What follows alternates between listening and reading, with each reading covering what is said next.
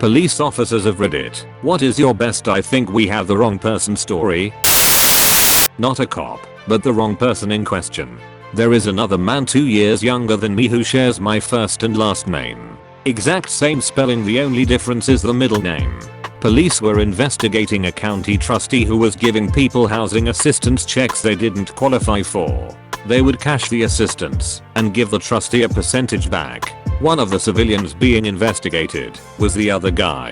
A plainclothes cop in an unmarked car shows up with a female holding a clipboard, identifies himself as a state trooper, and within 5 minutes is asking me for copies of my bank records. He's threatening to subpoena if I don't comply. This isn't the first time I've been mistaken for him. I used to get his mail all the time, and I even asked if they were looking for me or the other guy, pointing out our different middle names. I got really suspicious really fast. A high pressure situation, demanding access to my financial records, threats of subpoenas, and further legal action. So I started to doubt this was an actual police officer and was in fact just a scammer. The badge he showed me was just a plastic square like my driver's license, further muddying the issue. I told him I wanted to speak with the police and called dispatch. 2 uniformed officers showed up 15 minutes later and confirmed the guy was an officer. The woman with him was some kind of auditor and records keeper. After a further 15 minutes of questions, the woman pulled the guy away and pointed out something on her phone. Yep, they wanted the other guy. Since everyone else isn't a cop, I was 16 and worked at a golf course mowing lawns and such. We got a call at home from the cops that said I'm a suspect in a hit and run accident because my plate hashes were on the car that drove away without stopping. The cops said the car was maroon colored, my car was grey. We told them and figured that was that. The next day at work there was a minor accident. A dumbass coworker pulled a metal rake too hard in the rack holding it came down onto my forehead. It wasn't a deep wound, but it bled a lot. My boss took me to the ER to get my head super glued and to be safe, took me home too. Thus my car stayed at the golf course. That evening a cop comes by and finds me with a head wound and my car is missing. I look quite guilty. By sheer luck, the cop calls someone after talking to my parents and discovers they got the guy and the plate numbers were close. I probably would have been arrested. Not a police officer, but the person they talked to. I had just finished a cooking class and my husband was waiting for me. It was 9:30 at night and the parking for the class was in a back alley. Before we left, the officers turned on their lights and asked for identification and registration. They said, in their system, our plates were registered to a green vehicle, ours was white. They let us go on our way since the registration was all correct, but told us to talk to the DMV and get it cleared up. The next day I went to the DMV and they said that the only car with those plates was our current vehicle.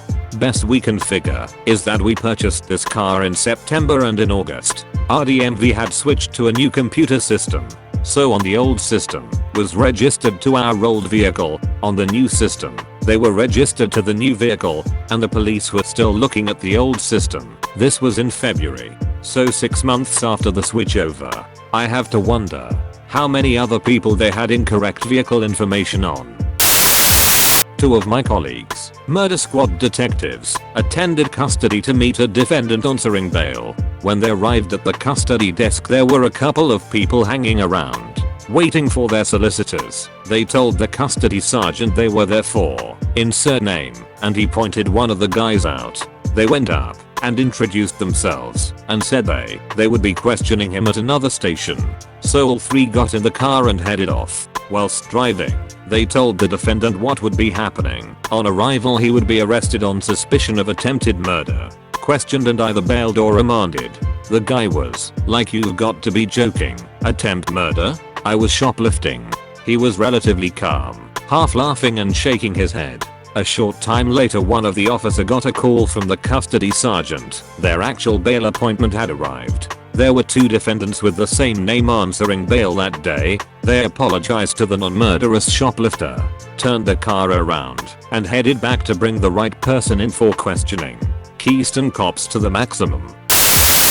I live in a small town in rural England, and we used to get some trainees/new police officers from the Met there for their training. Me and some of my friends were teenagers. We were walking to the supermarket. Because what else is there to do in a small town pre-internet? Suddenly from out of nowhere this police car comes screaming out of nowhere.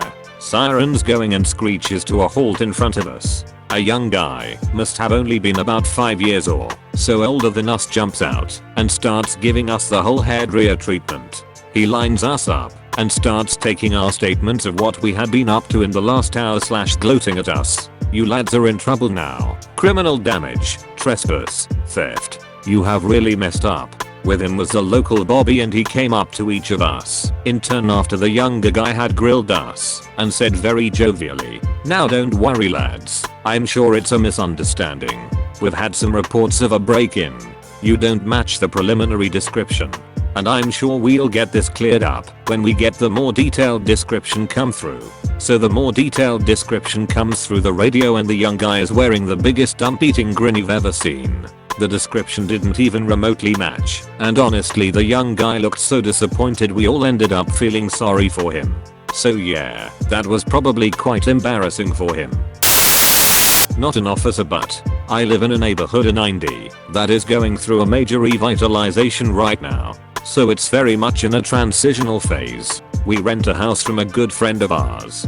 He bought the house from some garbage people who had lived there for a long time. These people sold, made drugs, there was violence, prostitution, everything.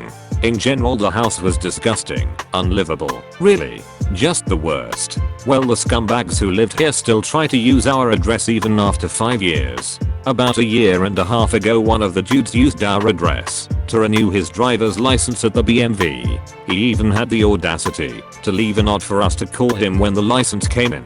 Fast forward a few months, around Christmas time, we are all sitting around watching TV when we get a knock on the door. My husband answers it, and it's a SWAT team with guns drawn. They see my husband, who does not look like a methed out crackhead, and inside are our 2 little boys, my parents, and me nursing our baby, plus the Christmas tree and all the lovely trappings of our home. They immediately put their guns down, and my husband and I have a lovely chat with them.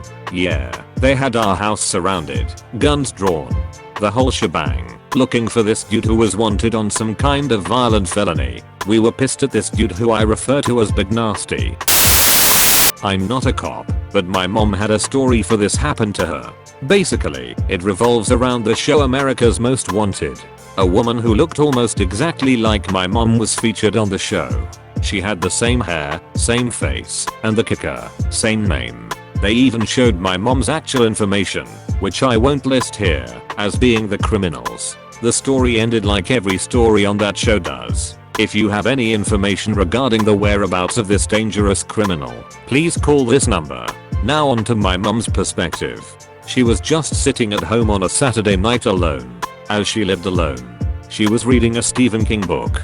When she hears some commotion coming from the hallway, she ignores it. Lots of yelling. She had not seen the show, which painted her as a criminal. Then suddenly bam, her door is knocked down in an instant. About 10 cops flood into her 1-bedroom apartment, and she is arrested. She explained they had the wrong person. They claimed everything matched. Social security matched, DNA matched, name matched, photo resemblance matched. It turns out the woman was basically stealing my mom's identity and intentionally making herself look like my mom. The end result is that when they created a profile for the criminal, they used my mom's information to start with. So when they arrested my mom, of course the information matched. It was her information originally. They kept her in jail for 2 weeks. It wasn't until they took fingerprints from the scene of a crime they said she committed, and the prints didn't match, that they realized she wasn't the criminal. It's scary to think, if they had used her profile prints, rather than crime scene prints as the set to compare to, that she would have been still in jail today. It was basically a life sentence. Obligatory not a cop. A few years ago, my husband and I were having a lazy Sunday morning, making pancakes, blasting music, having a good time. There's a really loud banging on the door, and I rush over to answer it, thinking someone must have knocked a couple times before we heard it, and open it up to 4 police officers who push into our kitchen. Two of them grab my husband and start telling him that he's being placed under arrest for a hit and run accident that took place in a city almost 2 hours away. Freaking out, my husband explains to the police that he was at work all night and just got home about an hour before that. He must have been really convincing because 2 officers sat at our kitchen table with us while the other 2 went outside to call my husband's workplace to confirm his story. Turns out, a car that we had sold about a year before that was involved in an accident that hit 3 parked cars and a woman the night prior. Woman had minor injuries, thankfully, but the driver was nowhere to be found. There was a clear video of our old car smashing into parked cars, hitting pedestrian, and a man jumping out of it shortly afterwards. When the police found the abandoned car and ran the VIN, it led them to our house. In Ontario, when you sell a vehicle, you're supposed to bring a slip into the Service Ontario Centre to prove that the ownership has transferred. But it's not really enforced, and there's no penalties for not doing it, because the person purchasing the vehicle needs to do the same to get plates, stickers, insurance etc. Obviously and stupidly, we did not do this. Cops came back in, apologized for the mistake, gave us a half-hearted lecture about properly switching ownerships, and left. The Rick that was actually driving the car was caught the next day. An officer called my husband to tell him and made a joke about us having to pay any impound fees. Edit. Clarification on the ownership change process.